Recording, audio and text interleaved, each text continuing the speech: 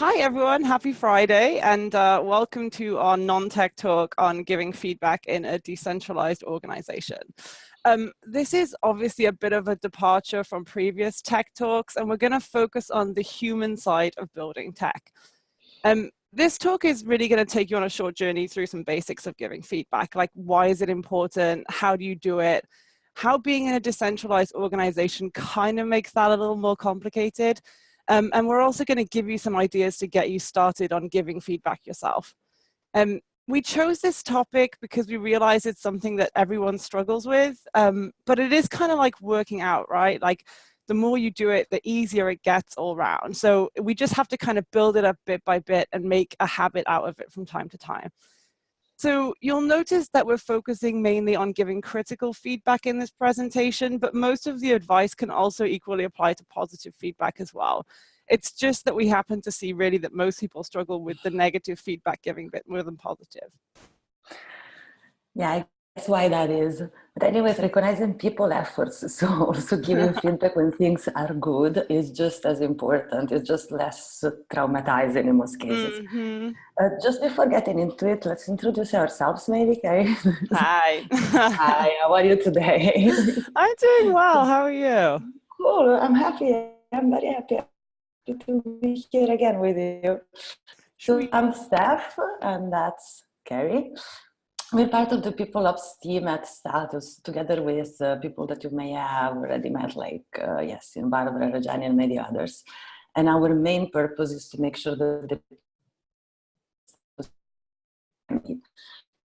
and as a long time ago, while we were working and preparing another presentation, in fact, it was a look stage that only took like 17 shots to get that photo that we had to put on a slide. So we decided to keep it as it is, our little karmic blessing to bring with you. Okay, so I guess that's all. Let's jump in. Let's do this. Okay, so I want to first start by setting the scene for this topic, because we want to acknowledge really that feedback and giving feedback has kind of a bad reputation.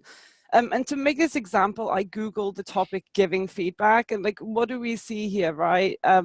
We've got a couple of people in suits, some like paper-based evaluation forms, like an awkward, like checkbox smiley thing. And what you're probably thinking as you look at this is like, these people just don't look like me. The whole thing has very cringy associations. We recognize that. And so the real talk here is that like, telling someone their work wasn't great is really hard. And that's kind of like why we commonly avoid doing it. And, you know, it's because, you know, we like that person, we care about them. We don't want to hurt their feelings, right? So it's completely natural. And it's so much easier in the short term to kind of like swerve giving the feedback that you really think someone should hear. Like, and to make this point, have you ever been in a feedback discussion where you had to receive some critical feedback and you were like slowly dying inside? There's a good chance that the person having the conversation with you was also probably slowly dying inside too. So here we've got two people in an awkward situation. It kind of sucks, but just imagine if we could live in a world where everyone was comfortable and collectively made the decision to just kind of like say what they really think to everyone else. That would make our work just so much easier, and everyone could walk away from feedback conversations feeling really good. Okay, so before we get into kind of like how we do this, we thought it'd be interesting to look at the science bit. Like, what happens to you as a person when somebody gives you feedback? You might have noticed like that people react kind of defensively, sometimes even like dismissively or aggressively when you give them feedback. But why is that? This is down to a phenomenon that's called the amygdala hijack. And that sounds like a sci-fi movie, but it's not. It's something that's going on in the brain, which is really fascinating. When we receive negative stimulus, like a bit of negative feedback, the part of our brain called the amygdala gets activated. And it's just there at number 2 below the cortex. And it's the feeling part of the brain. And it triggers a feeling of attack, and it blocks the brain from processing the same stimulus by the more rational, slow processing of the cortex. So what happens is, like, when you hear this terrible feedback, you enter into a kind of fight or flight mode. And in other words, the amygdala hijack, it just takes over your rational brain and brings you into a really emotional state. So this means that like, even if you giving feedback to someone have the best of intentions, they may have just completely involuntarily entered into this panic that they can't control. So once you know this, it's kind of helpful to set the scene and understand why those feedback moments can be so emotionally charged. Really what we want to try and highlight here, though, is that like, above all else, this is about love for your fellow coworker, right? Like, we only give feedback because we want to help people grow and we care about them. And yes, there may be some weird brain stuff happening in the background, but our intentions are positive. So even in the most difficult of feedback conversations that you have, keep it up the back of your panicked mind that the person's just trying to help you grow and be a better worker. So then you'll probably be in a lot better place later on to come back to that conversation with a more rational mind and process what was being said. Yeah, so as Ceri was just saying, feedback is an act of care, mostly because there is much less growth and improvement without it.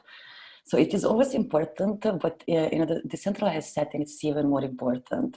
Because in the old world, or like a parallel universe that fortunately we don't have so much to do with, the situation is what's in this slide.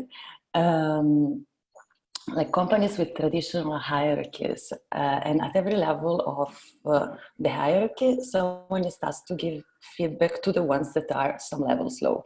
Or in some cases, there are processes where the thing is a little bit more elaborate with 360 evaluations, where also the bottom level is able to turn some feedback on top. But still, in all cases, what centralized organizations have in common is that there are processes and structures and very likely mandates all in place to make sure that feedback is taking place. In a decentralized organization, there isn't just one person responsible for feedback to happen.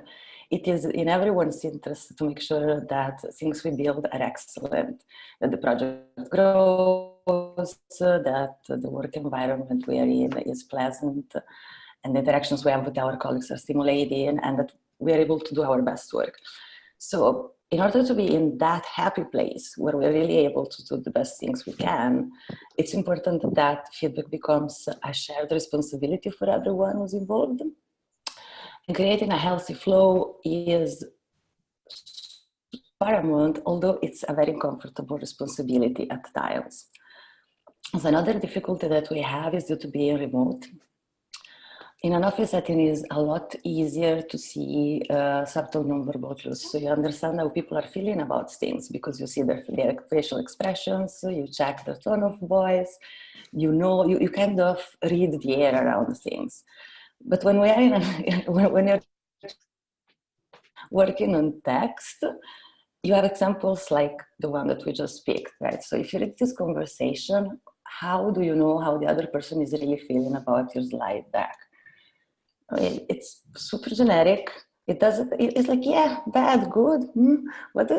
Anyone could, it could be interpreted as it's really good or it's really bad and you're gonna be fired tomorrow. But nobody knows. Yeah. So the recommendation coming out of that is that particularly by text, the feedback needs to be a little bit more explicit and specific about things. If there is a possibility that your feedback will be misinterpreted, it will happen. So try to pay attention to that. Also, don't quote us on that eye thing, because as I found that graphic, I was like, I just don't believe you can read someone by their eyes. Like, I think that's not No, but it's like a very common myth, though. There's even a TV show about that. There's something like, lie to me. Cool. So yeah, like, we have so many great thinkers in the space of giving feedback, and we absolutely love Kim Scott and her radical candor framework for thinking about how you most effectively deliver the feedback. So the idea with this is like there's a sweet spot for giving feedback and that you can achieve it by pairing two things. And it sounds deceptively simple, but one is that you care personally about the person you're giving the feedback to as like a whole person, not just their professional self. And the second is that you're willing to challenge them directly in a way that's like almost blunt, but just being super direct and not sugarcoating it or saying something in a way that could be ambiguous. And I just want to kind of look at the other quadrants here, because the ideal state there is the radical candor, care personally, challenge directly. But there's other kind of common pitfalls that we can fall into, and we want to try and avoid these, right? So obnoxious aggression is the one in the lower right. And put simply, this is like giving blunt feedback to someone who you haven't really taken the time to get to know. So it just comes across as critical. They really have no personal connection with you to accept that in a way that feels comfortable to them. You know, we've all come across the workplace jerk, and I think someone in this quadrant is likely to be that person. And then also you have people who are like manipulatively insincere. And so this is even probably the worst one, because you neither care about the person you're giving feedback to, and you're kind of, for reasons known to you, not also bothering to give them the feedback. So this could be like, you don't want to rock the boat, you can't be bothered, there's like some political thing here, but essentially this screws everyone over because they're not changing and you're still going to get annoyed by the things that they're doing. So that's probably the one that we want to avoid the most. And then in the top left, I think is probably what we see the most commonly in places that we work, is like ruinous empathy. Like you really, really care about that person and you think, do I want to hurt their feelings by telling them that this report wasn't great? And yeah, and in the end, you just kind of like, you know, you avoid it, and then it carries on, and you think that you've done them a nice thing. But like the irony of that is that probably if you leave these situations like untouched, it might even damage that caring personally that you have about someone eventually. So this is a really helpful framework, we think, for like next time you're delivering feedback or you're thinking about it, like where are you on this scale with the person that you're giving the feedback to? And how can you get to more of that radical candor kind of place where everyone benefits from the feedback being given? Yeah, so in practice, how does that all look? I think like the most important thing that you need to do, as Ceri was touching upon, is creating a relationship with the person that you're giving feedback. So your coworkers need to know that you're speaking in the best interest of the project and the role. When you think something could be done better, just don't hesitate to say it and have it as an open conversation. It's not to command and control the people around you, but to make the product and the organization better. So sharing your point of view can only enrich that. If it is the first time, for example, if there's a new person joining the project, you're working on something together, you notice something, but you don't know them enough to really have a relationship yet. That can be a place that is quite uncomfortable. So it's always good to let them know first why, like what's your stake in it and why you're telling them that, because it might as well be that you just did the same thing when you started. It's a completely altruistic thing to say, like, hey, I did it before, probably just do it that way, it's gonna work better. So once the other person knows why you're coming in on them, it's gonna be much easier to accept your feedback and realize that it's not just jerkness as in the previous slide. That's so true. But anyways, saying how you really feel and being human and vulnerable is the one thing that builds trust, relationships, and credibility. And one of the most important things to keep things running and like a healthy work on common things. So people want to work with other real people. They don't like to feel like people are being or manipulating or insincere in any way. So it's very important that people share their concerns, because real people have concerns. Nobody's ever going to believe you if you're perfectly happy every single time. In that sense also, it's important to model the example and to own the times that you did some mistakes. So if you're always right, if you present yourself as this person who's always have the truth, the absolute source of truth, and they never make mistakes, and my work is always perfect, it's very for others that get feedback from you not to feel defensive or humiliated or like all sorts of emotional triggers.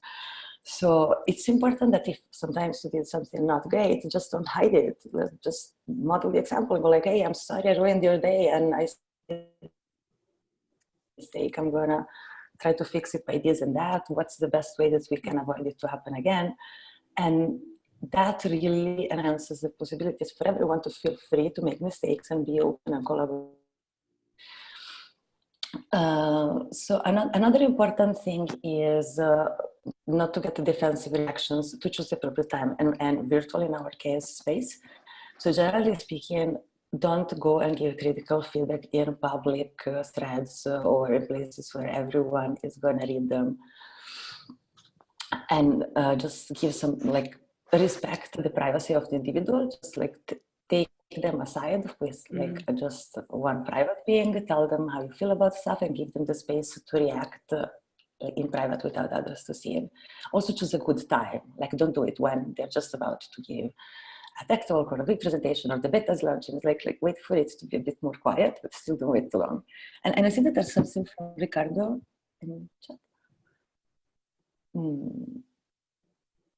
This is really nice. So Ricardo said, that he likes to give feedback because of the greater common good, which is status. And he really wants everyone to be happy, but he tries also to be sincere in his opinion. And it's the job of the receiver of the feedback to take it constructively, which is very true. We do have a little bit of talk about that also. Love that you mentioned that, yeah.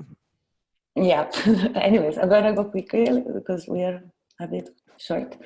Anyways, quick loop, that's another important thing. So it happened to me a million times, I guess also to others, when like somebody gives you feedback about a thing you did 6 months ago and you're like, what? Not helpful. Like, you can't remember, not very helpful. Like you can't remember exactly why you made the choice. You can't even remember if that was really accurate. So the reaction you have emotionally is to be totally resistant to it. And it's like, on one hand, this person is telling me something that doesn't make any sense.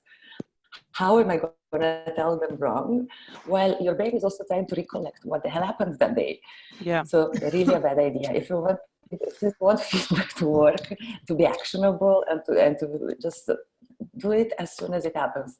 Take the people on the side, tell them what's up, in positive and in negative, like reinforcing something that was great and stimulating people to do more work in that direction is also just as important, but don't do it 6 months later. Specificity goes exactly in the same bucket. Like if somebody tells me your work is great, I stay wondering what's great about it. And if my work was bad, sorry, there's some background noise. Same thing, I need to know what it is. So try to, in practical terms, link to specific threads, to issues in GitHub, to anything where you can see exactly what good or bad about the thing. Yeah. And what next also means help this person in the discussion, if you can, to decide what are the steps that we're going to take for it not to happen again, or to repeat it a lot if it was a positive thing that we want to do a lot more of. Also, try not to judge them as a person. It's always about the job. Don't touch people on a value level. Don't make them feel like they are wrong or they're doing something like things like you've been lazy because somebody maybe was late on a deadline, for example, can hurt really much, and it touches them really in the belly. It's like, who I am as a person. Or you can say, hey, your job, like your delivery was late on that. Why is it? Changes completely while the problem that you want to solve is the same. Yeah. And keep always the conversation going, and the good and bad. Don't give feedback only once and never talk to the person again, or don't go silent, because that's really scary. And try to think about how you convey your message, because the tone of voice via text, as we saw previously, can be taken as way too dry. So try to explain everything around it. And you can always ask people for help if you want to role play or bounce ideas or review a text. Although we're not that great at ourselves sometimes. As you can see, this is how we gave feedback to each other on this presentation. We debated whether to leave this in, but it was so funny. We were writing slides about feedback, and I saw this and I was like, what are we doing? So lacks specificity, does not really indicate what the feedback's about. So yeah, that's not what to do. What was it? Yeah.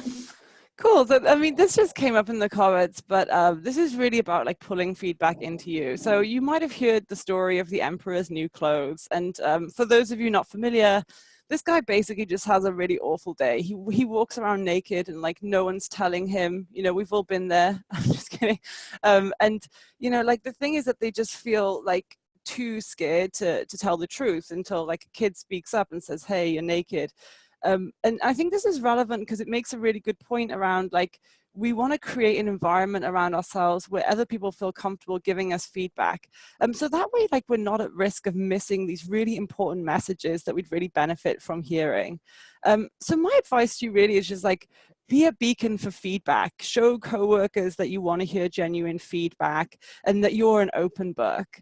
And that way you kind of like much less likely to be this naked emperor character.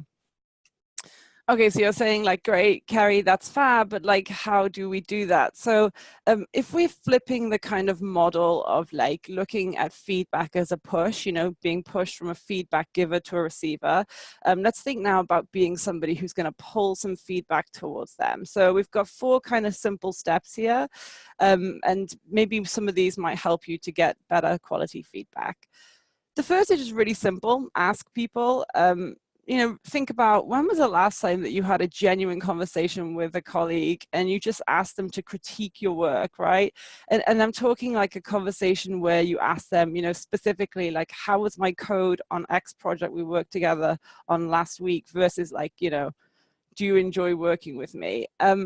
So yeah, it's really helpful just to kind of sometimes just ask the question and bring the issue to the table, and making your requests as specific as possible help you get targeted feedback that's really relevant. You know, we've all felt this fear when we open a feedback request and it's so generic, you just kind of get this paralysis, like, I don't even know where to start. And it kind of puts people off responding sometimes.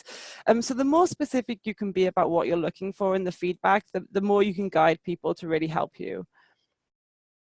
The second thing here is, you know, just don't panic. Like, we've talked about this before, but if you're having a bad feedback conversation, just remember it's your brain doing weird things to you. And it's totally cool to like walk away from that conversation and come back to it later and just ask for a bit of space and time to process what you've heard.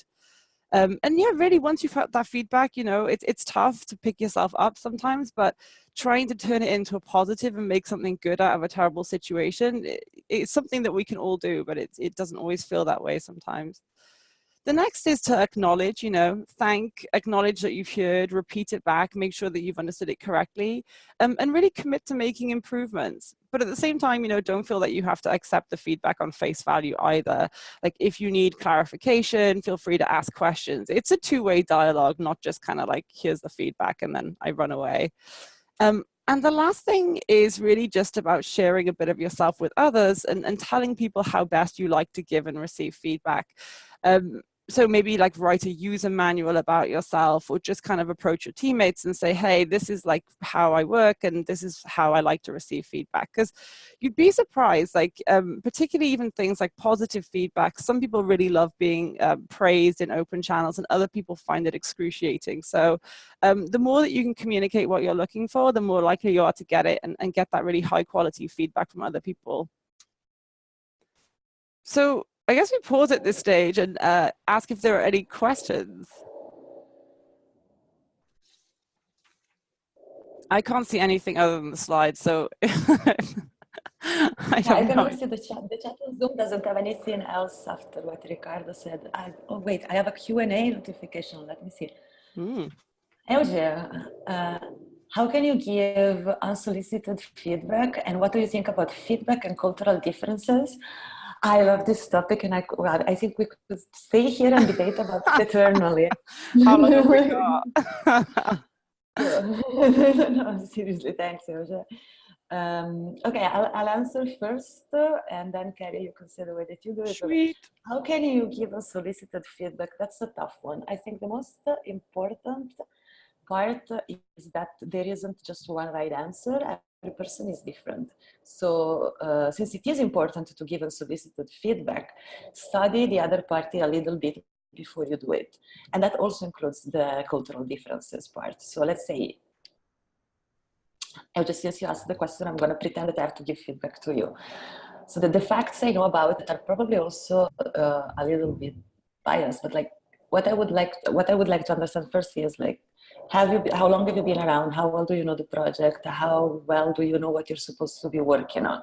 Because there's a huge difference in between somebody who started today and somebody that should have a huge level of experience and somebody who doesn't.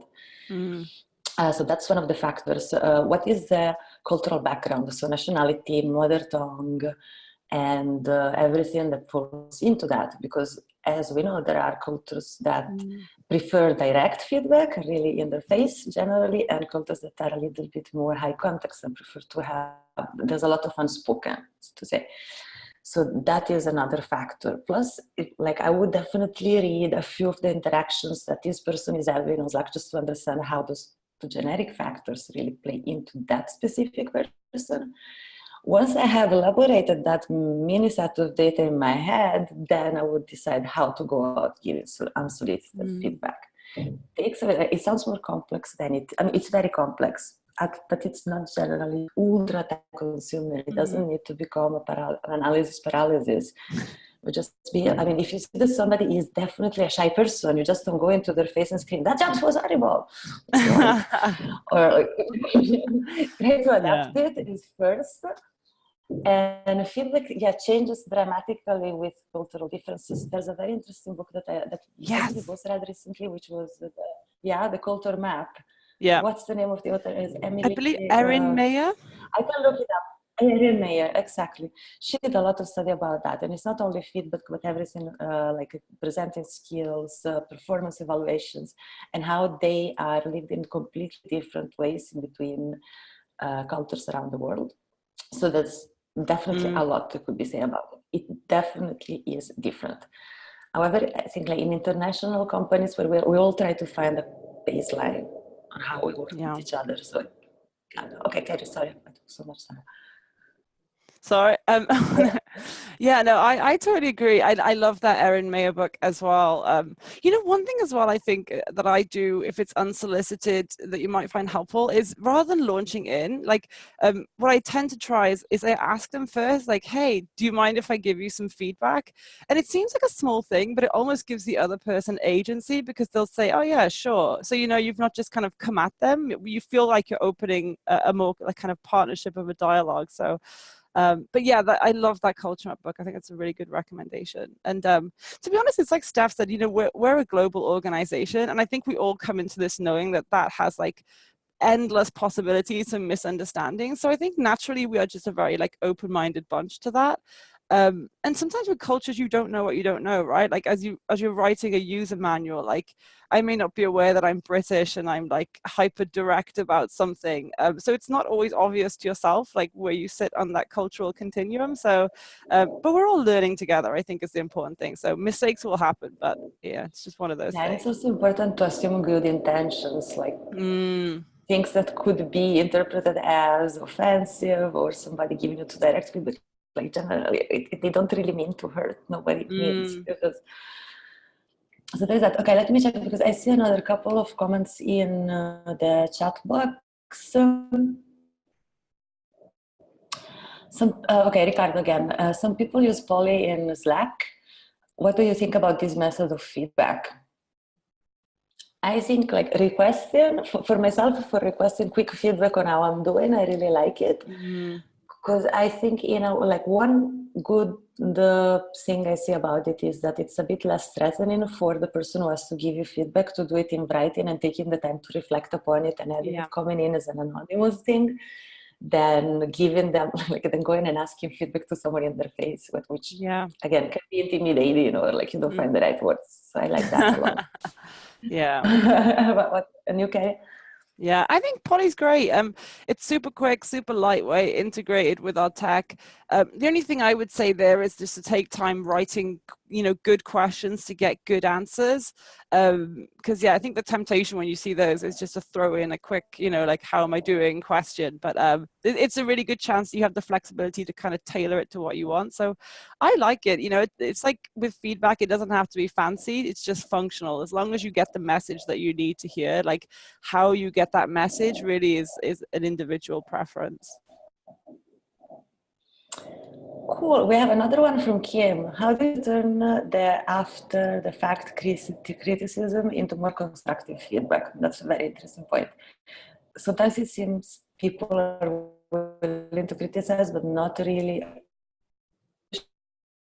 part of it. So it's like drive-by Slack bombs, which are very popular. We used to have that saying also in another place where we used to work. the bombs. Yeah. Like, so it's hard if you are in the receiving end of this, because I had it several times on threads, not so much here, but before. You write something, you prepare all your thesis, all your beautiful, like what you thought was a very beautiful, perfectly formulated idea and plan and logic. You post it, and then you get Womp like womp. 2 words that are going to destroy your day and make you feel like you are really inadequate, like your sense of inadequacy is going to the stars. It's hard to be in that place, and it's hard to turn it into something constructive alone. One thing that I believe works is to have, like, you probably, all of us have trusted peers. So ask someone else to help you out with it. Like, I mean, ideally, you would be so strong to go to the person directly and ask them to be part of the solution. Like, really comment on, okay, so what do you suggest? Or do you think if we do it that way, it would be better? Or what are 2 things that we could do to avoid for this to happen again in the future? So that's how it should be approached, I believe. However, it is hard if you feel hurt inside. So sometimes having a trusted peer that you can bounce ideas off, or that can help you by answering, by commenting, by leading a little bit the conversations towards the productive part of it, and what is the solution, what's in it for it, and like keep it productive is how we go about it. Yeah. Again, in the topic, Ceri, you? Yeah, and I think as well, like, because we do a lot of writing by text, like, it's like Steph said, you know, we want to always assume positive intent, but it's so easy because, like, if that conversation was happening face to face, it may probably be kind of like, you know, with a bit of caring body language behind it, or something that would soften it. And I think sometimes it's hard when you see the text can look very blunt, and your mind can interpret that in any way, and you don't really know the tone of voice. So yeah, I think you just have to understand, like, always remind yourself, even when you can't really almost believe it, that like this person's saying this because this has a benefit in the long run for like myself, the organization, the product. Like this is hard. But you know, like we've all been there, and it feels so lonely when you get criticism, but like this just happens. And you know, it's good. Like you should really feel proud of yourself when you just pick yourself back up again and move on, because it's not easy to do. But you know, it's like it's quite an achievement, and it is really hard. So yeah. Any other questions? I feel like we're coming up to our half an hour. Yeah, we have, but okay, I don't see anything in Zoom. I don't know if there's anything on other feeds. Johnny, do you see anything else? Good. Nope, I think we're good. Was that a no? Yeah, nothing on YouTube, sorry. Fabulous. Okay, then. Oops. So one just quick slide to close. What do you reckon, Steph? Have I got a minute? Yeah, yeah, you do.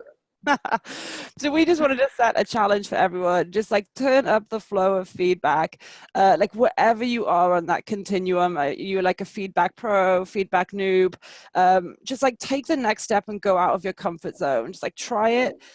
We can't promise those conversations won't be awkward. You may find them really painful and difficult, but what I can promise is like they will benefit us all in the long run if we just start having those open conversations. And it doesn't need to be perfect. Come and commiserate with us afterwards if you had an awful feedback conversation or it just didn't go as you planned. But, you know, we all have a role to play in this. So let's just turn it up and get that like lubrication in the system. Like we said, it's the oil that greases all of our good work. And yeah, we've all got a part to play. So yeah, go out there, try it. Pull it to yourself, push it to others. And I really think that will add something quite special to us all. And yeah, that's basically it. Yeah, that's it. So thanks everyone that joined on all places. And it was really fun to prepare this. We hope you had fun as well. And we'll talk to you soon again. Cheers. Bye. Cheers.